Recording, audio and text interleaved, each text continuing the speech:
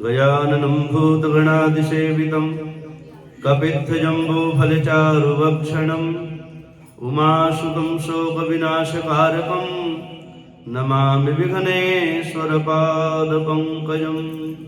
गुरुर्ब्रह्मा गुरुर्विष्णुः गुरुर्देवो महेश्वरः गुरुसाक्षात् परब्रह्म तस्मै श्रीगुरुवे नमः।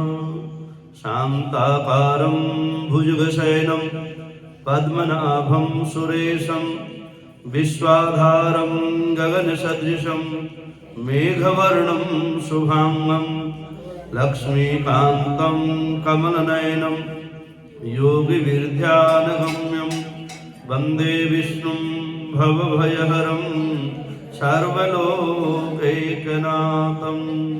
यस्य स्मरणमात्रेण जन्मसंसारबन्धनात् विमुच्यते नमस्तस्मै विष्णवे प्रभविष्णवे। बोलो विष्णु भगवान सद्गुरुदेव भगवान। श्रीमन्नारायण नारायण नारायण भजमन नारायण यणे लक्ष्मी नारायण नारायण यणे लक्ष्मी नारायण नारायण नारायण सत्य नारायण नारायण यणे नारायण सृष्टि के रचिया नारायण नारायण लक्ष्मी के भरता नारायण लक्ष्मी के चरण कमल चित लायो नारायण रामा चरण कमल पद लायो नारायण श्रीमन नारायण नारायण नारायण भजमन नारायण नारायण। बोलो लक्ष्मीनारायण भगवान। सुनाऊं कथा? बोलो विष्णु भगवान की। बोलो सत्यनारायण भगवान की। एकदाने मिषारण्ये ऋष्या शौनकादयः प्रवच्चो मुनिया सर्वसोतं पौराणिका खलु। एक समय नैमिषारण तीर्थ में शौनकादि 88 ऋषियों ने श्री सूत जी महाराज से पूछा, हे प्रभु, इस कलयुग में वेद विद्या रहित मनुष्यों को प्रभु भक्ति किस प्रकार से मिलेगी तथा उनका उद्धार कैसे होगा? हे मुनिश्रेष्ठ, ऐसा कोई तप, ऐसा कोई व्रत जिसके थोड़े समय में करने से पुण्य की प्राप्ति हो तथा मनवांछित फल की प्राप्ति हो, वह कथा सुनने की हमारी इच्छा है। सर्वशास्त्र के ज्ञाता श्री सूत जी महाराज बोले, हे वैष्णव में पूज्य, आप सबने सभी प्राणियों के हित की बात पूछी है, अतः मैं उस श्रेष्ठ व्रत को आप लोगों से बताऊंगा जिस व्रत को नारद जी ने लक्ष्मीनारायण भगवान जी से पूछा था और लक्ष्मीनारायण भगवान ने मुनिश्रेष्ठ नारद से कहा था। सो ध्यान से सुनो। एक समय योगीराज जी नारद जी दूसरों के हितों से इच्छा से अनेकों लोकों में घूमते हुए मृत लोक में आ पहुंचे। यहाँ पर अनेकों जन्मों में जन्म हुए प्राय सभी मनुष्यों को अपने अपने कर्मों के द्वारा अनेकों दुखों से दुखित पीड़ित देखकर सोचा कि किस यत्न के करने से निश्चय ही इन सब का दुखों का नाश हो सकेगा। ऐसा मन में सोचकर विष्णु लोक को पधारे। वह श्वेत वर्ण वाले, 4 भुजा वाले देवों के ईश नारायण भगवान, जिनके हाथों में शंख चक्र गदा तथा पद्म थे तथा वरमाला पहने हुए थे, देखकर स्तुति करने लगे, हे भगवान, आप अत्यंत शक्ति से संपन्न हैं, मन तथा वाणी भी आपको नहीं पा सकती है। आपका आदि मध्य अंत नहीं है। निर्गुण स्वरूप सृष्टि के कारण भक्तों के दुखों को नष्ट करने वाले हो। निर्गुण स्वरूप सृष्टि के आपको मेरा नमस्कार है। नारद जी से ऐसा इस प्रकार से स्तुति सुनकर विष्णु भगवान जी बोले, हे मुनिश्रेष्ठ, आपके मन में क्या है? आपका किस काम के लिए आगमन हुआ है? निसंकोच कहो। तब नारद मुनि जी बोले, मृत्यु लोक में सभी मनुष्य जो अनेकों योनियों में जन्म में पैदा हुए हैं, अपने कर्मों के द्वारा अनेकों प्रकार से दुखी हो रहे हैं। हे नाथ, मुझ पर दया रखते हो तो बताए कि उन मनुष्यों के सभी दुख थोड़े ही प्रयत्न करने से कैसे दूर हो सकते हैं। श्री भगवान जी बोले, हे नारद जी, मनुष्यों की भलाई के लिए तुमने बहुत अच्छी बात पूछी है। जिसके करने से मनुष्य मोह से छूट जाता है वह मैं कहता हूँ। सुनो, पुण्य को देने वाला स्वर्ग तथा मृत्यु लोक दोनों में दुर्लभ एक उत्तम व्रत है। आज मैं प्रेमवश होकर तुमसे कहता हूँ कि सत्यनारायण भगवान का यह व्रत अच्छी तरह विधि पूर्वक करने से मनुष्य तुरंत या सुख भोग कर अंत में मोक्ष को प्राप्त कर लेता है। श्री भगवान जी के वचन सुनकर नारद जी बोले, हैं इस व्रत का क्या फल है, क्या विधान है, किसने यह व्रत किया है और किस दिन यह व्रत करना चाहिए, विस्तार से कहो। भगवान जी बोले, दुख शोक आदि को दूर करने वाला, धन धान्य को बढ़ाने वाला, सौभाग्य तथा संतान को देने वाला, यह व्रत सभी स्थानों पर विजय करने वाला होता है। भक्ति और श्रद्धा के साथ किसी भी दिन मनुष्य सत्यनारायण जी का यथा समय ब्राह्मणों और बंधुओं के साथ धर्म पारायण होकर पूजन करे। भक्ति भाव से नैवेद्य केले का फल, घी, दूध, गेहूं का चूर्ण स्वाय लेवे। गेहूं के अभाव में साठी का चूर्ण, शक्कर, गुड़ ले। सब भक्षण योग्य पदार्थ जमा करा के भगवान को अर्पित करे तथा बंधु बांधव के सहित ब्राह्मणों को भोजन कराए। उसके बाद स्वयं भोजन करे। नित्य गीत आदि का आचरण करता हुआ भगवान सत्यनारायण जी का स्मरण करे और अपना समय व्यतीत करे। इस तरह व्रत करने पर मनुष्यों की इच्छा अवश्य पूरी हो जाती है। विशेष करके कलिकाल में मृत्युलोक पर यह मोक्ष का सरल उपाय है। बोलो विष्णु भगवान श्रीमन नारायण नारायण नारायण भजमन नारायण नारायण लक्ष्मी नारायण नारायण यणे सत्य नारायण नारायण नारायण हरिहर नारायण नारायण यणे नारायण सृष्टि के रचिया नारायण सृष्टि के नारायण लक्ष्मी के भरता नारायण लक्ष्मी के चरण कमल बदलायो नारायण रामा चरण कमल श्रीमन नारायण नारायण नारायण हरिहर नारायण नारायण। बोलो लक्ष्मीनारायण भगवान की। सूर्य बोले, ऋषियों, जिसने पहले समय इस व्रत को किया है उनका इतिहास कहता हूँ। सुंदर काशीपुरी नगरी में एक अत्यंत निर्धन ब्राह्मण रहता था। वह भूख प्यास से बेचैन हुआ, नित्य ही पृथ्वी पर घूमता था। ब्राह्मणों से प्रेम करने वाले भगवान ने ब्राह्मण का रूप धारण करके उसके पास जाकर आदर से पूछा, हे ब्राह्मण, नित्य दुखी हुआ पृथ्वी पर क्यों घूमता है? दीन ब्राह्मण बोला, मैं निर्धन ब्राह्मण हूँ, भिक्षा के लिए पृथ्वी फिरता हूँ। हे भगवान, यदि आप इसका उपाय जानते हो तो कृपा करके कहो। वृद्ध ब्राह्मण बोला कि सत्यनारायण भगवान मनवांछित फल को देने वाले हैं, इसलिए हे ब्राह्मण तुम उनका पूजन कर, जिसके करने से मनुष्य सब दुखों से मुक्त हो जाता है। ब्राह्मण को व्रत का सारा विधान बतलाकर बूढ़े ब्राह्मण का रूप धारण करने वाले भगवान सत्यनारायण भगवान अंतर ध्यान हो गए। जिस व्रत को वृद्ध ब्राह्मण ने बतलाया उसको मैं अवश्य करूंगा। यह निश्चय करने पर उसे रात भर नींद नहीं आई। वह सवेरे उठा, सत्यनारायण भगवान के व्रत का निश्चय किया, भिक्षा के लिए चल दिया। उस दिन उसको भिक्षा में बहुत सा धन मिला, जिससे बंधु बांधव के साथ उसने भगवान जी का व्रत किया। उसके करने से वह सभी दुखों से मुक्त होकर के सब संपत्तियों से युक्त हुआ। उस समय से वह हर मास व्रत करने लगा। इस तरह सत्यनारायण भगवान के व्रत को जो करेगा सभी पापों से छूटकर मोक्ष को अधिकार प्राप्त करेगा। आगे जो पृथ्वी पर भगवान जी का व्रत करेगा वह मनुष्य सब दुखों से छूट जाएगा। इस तरह नारद जी से नयन का कहा हुआ व्रत मैंने तुमसे कहा। हे विप्रो, अब मैं और क्या कहूँ? ऋषि बोले, हे मुनिवर, संसार में उस ब्राह्मण से सुनकर किसने इस व्रत को किया हम सब सुनना चाहते हैं, इसके लिए हमारे मन में श्रद्धा है। सूर्य बोले, हे मुनियों, जिसने इस व्रत को किया है वह सब सुनो। एक समय वह ब्राह्मण मन, धन और ऐश्वर्य के अनुसार बंधु बांधव के साथ व्रत करने को तैयार हुआ।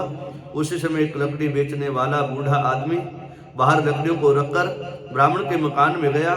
प्यास से दुखी लकड़हारा उसको व्रत करते हुए देखकर ब्राह्मण को नमस्कार करके कहने लगा, आप हे ब्राह्मण, आप यह क्या कर रहे हैं और इसके करने से क्या फल मिलता है?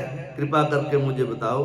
ब्राह्मण ने कहा, सभी मनोकामनाओं को पूर्ण करने वाला, यह सत्यनारायण भगवान जी का व्रत है, इसकी ही कृपा से मेरे यहाँ पर धन धान्यादि की वृद्धि हुई है।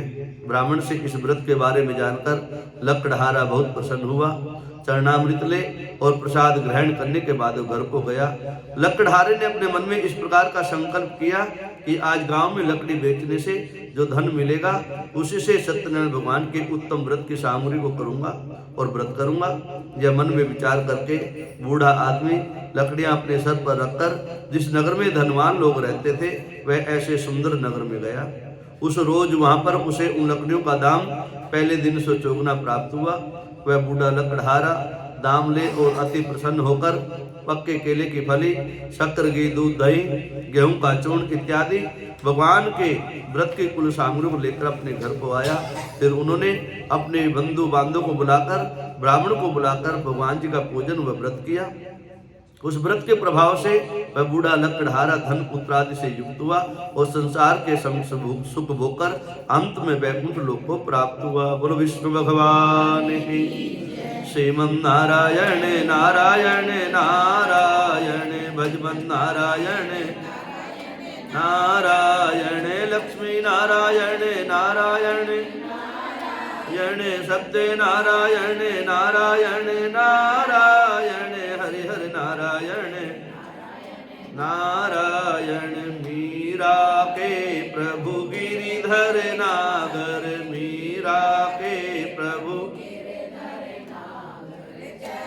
कमल पद लायो नारायण, रामाचरण कमल पद लायो नारायण। श्रीमन नारायण नारायण यणे भजमन नारायण नारायण नारायण।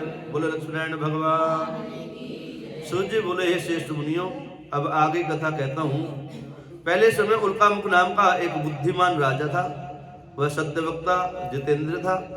प्रतिदिन देवस्थानों पर जाता तथा गरीबों को दान देकर उनके कष्ट दूर करता था। उसकी पत्नी कमल के समान मुख वाली सती साध्वी थी। भद्रशिला नदी के तट पर उन दोनों ने भगवान सत्यनारायण जी का पूजन व व्रत किया। उस समय वहां पर एक साधु नाम का वैश्य आया। उसके पास व्यापार के लिए बहुत सा धन था। राजा को व्रत करते हुए देखकर वह विनय से प्रार्थना करके पूछने लगा, हे राजन, भक्ति और श्रद्धा से आप क्या कर रहे हैं? मेरी सुनने की इच्छा है, सो आप यह मुझे बताएं। राजा बोला, हे साधु, अपने बांधों के साथ पुत्रादि की प्राप्ति के लिए महाशक्तिमान भगवान श्री सत्यनारायण जी का व्रत व पूजन किया जा रहा है। राजा के वचनों को सुनकर साधु आदर से बोला, हे राजन, मुझसे इसका सब विधान कहो, मैं भी आपके कथानुसार इस व्रत को करूंगा। मेरी भी कोई संतान नहीं है और इससे निश्चय ही मेरे घर में संतान होंगी। राजा से सब विधान सुनकर व्यापार से निवृत्त हो वह आनंद के साथ घर गया। साधु ने अपनी पत्नी से संतान देने वाले उस व्रत का वर्णन सुनाया और कहा कि जब मेरे घर में संतान होगी तब मैं उस व्रत को कबूल करूंगा। साधु ने ऐसे वचन अपनी स्त्री पत्नी लीलावती से कहे। एक दिन उसकी पत्नी लीलावती पति के साथ आनंदित होकर सांसारिक धर्म में प्रवृत्त होकर भगवान सत्यनारायण भगवान की कृपा से गर्भवती हुई तथा 10वें महीने में उसके घर में एक सुंदर कन्या का जन्म हुआ। दिनों दिन वह कन्या इस तरह बढ़ने लगी जैसे शुक्ल पक्ष का चंद्रमा बढ़ता है। कन्या का नाम कलावती रखा गया। तो लीलावती ने मीठे शब्दों में अपने पति से कहा, हे महाराज, जो आपने संकल्प किया था कि सत्यनारायण भगवान जी का व्रत करूंगा तो अब आप उसे करिए। साधु बोला, हे प्रिय, इसके विवाह के समय अब करूंगा। इस प्रकार अपनी पत्नी को आश्वासन देकर वह व्यापार करने के लिए नगर में चला गया। कलावती पितृगृह में युवावस्था को प्राप्त हो गई। साधु ने जब नगर में सखियों के साथ अपनी पुत्री को देखा तो तुरंत एक दूत को बुलाकर कहा कि मेरी पुत्री के लिए कोई सुयोग्य वर देख कर लाओ। साधु की आज्ञा पाकर दूत कंचन नगर कलकत्ता नाम के नगर में पहुंचा और वहां पर देखभाल करके लड़के के लिए सुयोग्य बणिक पुत्र को ले आया। उस सुयोग्य लड़के को देखकर साधु ने अपने बंधु बांधव के सहित प्रसन्न चित्त मन से अपनी पुत्री का विवाह उसके साथ कर दिया। किंतु दुर्भाग्य से विवाह के समय भी वह व्रत करना भूल गया। तब श्री भगवान क्रोधित हो गए और शाप दिया, तुम्हें दारुण दुख प्राप्त होगा। अपने कार्य में कुशल साधु बनिया अपने जमाई के साथ में समुद्र के समीप स्थित होकर रतनपुर नाम के नगर में व्यापार करने लगा।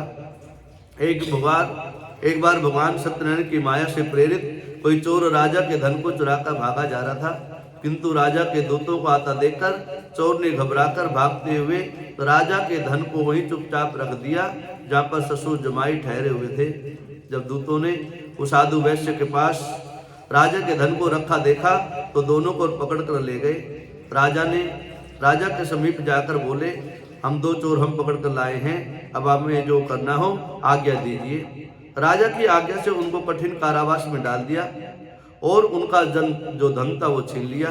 भगवान सत्यनारायण भगवान के शाप के द्वारा उनकी पत्नी भी घर पर बहुत दुखी हुई और उनका घर पे जो धन रखा था उसे चोर चुरा कर ले गए। शारीरिक व मानसिक पीड़ा, भूख प्यास से अति दुखित हो अन्न की चिंता में कलावती ब्राह्मण के घर में गई। वहां उसने भगवान जी का व्रत करते हुए देखा, फिर कथा सुनी, प्रसाद ग्रहण करके रात को घर आई। माता ने कलावती से कहा, हे पुत्री, तू अब तक कहाँ रही थी, वह तेरे मन में क्या है? कलावती बोली, हे माता, मैंने ब्राह्मण के घर में सत्यनारायण जी का व्रत करते हुए देखा। कन्या के वचन सुनकर लीलावती ने भगवान के पूजन की तैयारी करने लगी। लीलावती ने परिवार के सहित बंधु बांधव के साथ में भगवान जी का पूजन किया, व्रत किया और यह वर मांगा कि भगवान मेरे पति और दामाद शीघ्र आ जाए। साथ ही प्रार्थना करी, हम सबका अपराध क्षमा करें। हे प्रभु, जीवन में हमारे से कोई गलती हो गई है तो उसके लिए हम क्षमा प्रार्थी हैं। भगवान सत्यनारायण भगवान इस व्रत से संतुष्ट हो गए और राजा चंद्रकेतु को स्वप्न में दर्शन देकर कहा है कि राजन, दोनों वैश्यों को प्रातः छोड़ दो और उनका धन जो तूने ग्रहण किया दे दो और वापिस दे दो, नहीं तो मैं तेरा धन, राज्य, पुत्र आदि सभी नष्ट कर दूंगा। राजा से ऐसा वचन कहकर भगवान अंतर्ध्यान हो गए। प्रातः काल राजा चंद्रकेतु ने सभा में अपना स्वप्न सुनाया। फिर दोनों बड़ी पुत्रों को कैद से मुक्त करके सभा में बुलाया। दोनों ने आते ही राजा को नमस्कार किया। राजा मीठे वचनों से बोला, हे महानुभावों, भाविवश ऐसा कठिन दुख प्राप्त हुआ है, अब तुम्हें कोई भय नहीं है।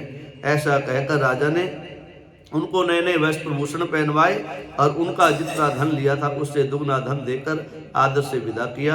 दोनों वैश्य अपने घर की ओर चल दिए। बोलो विष्णु भगवान की। श्रीमन नारायण नारायण नारायण, भजमन नारायण नारायण, लक्ष्मी नारायण नारायण सत्य नारायण नारायण नारायण, हरि हरि नारायण नारायण। दुर्योधन की मेवा त्यागी, दुर्योधन की साग विदुर घर खायो नारायण रामा, साग विदुर घर श्रीमन नारायण नारायण हरिहर नारायण नारायण। बोले लक्ष्मण भगवान। सूर्य बोले, वैश्य ने मंगलाचरण करके यात्रा आरंभ करी और अपने नगर की ओर चल दिए। उनके थोड़ी दूर निकलने पर दंडी देव सिधारी सत्यनारायण भगवान से ने पूछा, हे साधु, तेरे नाम में क्या है? अभिमानी वणिक हंसता हुआ बोला कि हे दंडी, आप जो पूछते हो क्या धन लेने की इच्छा है? मेरे नाम में बेल पत्ते भरे पड़े हैं। वैश्य का कठोर वचन सुनकर भगवान ने कहा, तुम्हारा वचन सत्य हो। ऐसा कहकर दंडी वहां से दूर चले गए और कुछ दूर जाकर समुद्र किनारे बैठ गए, तपस्या करने लगे। दंडी के जाने पर वैश्य ने नित्य क्रिया करने के बाद में नाव को ऊंची उठी देखकर अचंबा किया तथा नाव में बेल पत्ते आदि देखकर मूर्छित हो जमीन पर गिर पड़ा। फिर मूर्छा खुलने पर अत्यंत शोक प्रकट करने लगा। तब उसका दामाद बोला कि आप शोक न करें, ये दंडी का ही श्राप है, अतः उनके शरण में चलना चाहिए, तभी हमारी मनोकामना पूरी होगी। दामाद के वचन सुनकर वह दंडी के पास पहुंचा और अत्यंत भक्ति भाव से नमस्कार करके बोला, मैंने जो आपसे असत्य वचन कहे थे उसको क्षमा करें। ऐसा कहकर शोकातुर और रोने लगा। तो दंडी भगवान बोले, हे बड़ी पुत्र, मेरी आज्ञा से तुम्हें बार बार दुख प्राप्त हुआ है, तो मेरी पूजा से विमुख हुआ है। साधु बोला, हे भगवान, आपकी माया से ब्रह्मा आदि देवता भी आपके रूप को नहीं जानते हैं, तब मैं अज्ञानी कैसे जान सकता हूँ? आप प्रसन्न होइए, मैं सामर्थ्य के अनुसार आपका पूजन करूंगा, कथा करूंगा, मेरी रक्षा करो और पहले के समान नौका में धन भर दो। उसके भक्ति युक्त वचन सुनकर भगवान प्रसन्न हो गए। उसकी इच्छा अनुसार वर देकर अंतर ध्यान हो गए तब उन्होंने नाव पर आकर देखा कि नाव धन से परिपूर्ण है। फिर सत्यनारायण भगवान का पूजन करके साथियों के साथ अपने नगर की ओर चला। जब अपने नगर के निकट पहुंचा तो दूत को घर भेजा।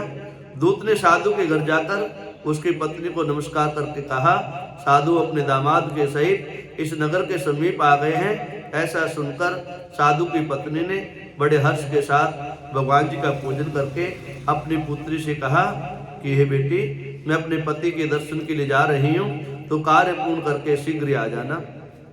माता के ऐसे वचन सुनकर कलावती प्रसाद छोड़कर जल्दी जल्दी से पति के दर्शन के लिए पास चली गई। प्रसाद की अवज्ञा के कारण भगवान सत्यनारायण भगवान रुष्ट हो गए। उसके पति को नाव सहित पानी में डुबो दिया। कलावती अपने पति को न देखकर रोते ही जमीन पर गिर पड़ी।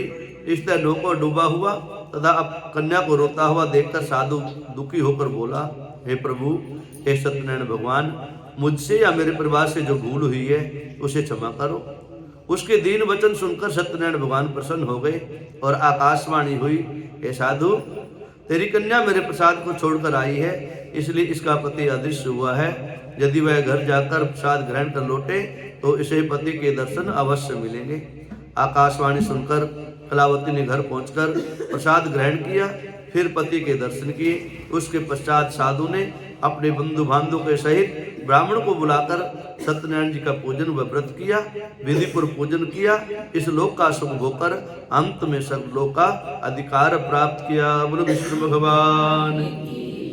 श्रीमन नारायण नारायण नारायण भजमन नारायण नारायण जने लक्ष्मी नारायण नारायण नारायण सत्य नारायण नारायण यणे हरिहर नारायण नारायण नारायण भिलनि के बेर सुदाम के तंदुल भिलनि के बेर सुदाम के रुचे रुचे भोगल गायो नारायण रामा रुचे रुचे भोगल श्रीमन नारायण नारायण नारायण भजमन नारायण नारायण नारायण लक्ष्मी नारायण नारायण यणे सत्य नारायण नारायण नारायण हरिहर नारायण